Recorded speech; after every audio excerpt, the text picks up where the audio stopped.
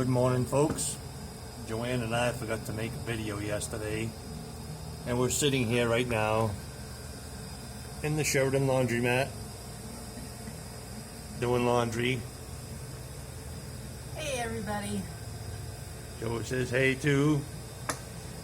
Not a lot going on. The weather has finally cleared up. It's gotten really nice up on the mountain. Gets warm down here in town, but up there it usually stays pretty nice all summer long. Things are going good up there. We can't wait to get down to Arizona for the winter and meet some of you people. Anyway, there's not a heck of a lot going on. Washed the truck today. The airbag's working good on it. Tow's better with them. And besides that, I guess there isn't a lot left. So I just wanted to say hello to you all and tell you I miss you. Don't get to spend much time with you on the internet because there's no internet out of camp. But we'll stay in touch. See you in the winter.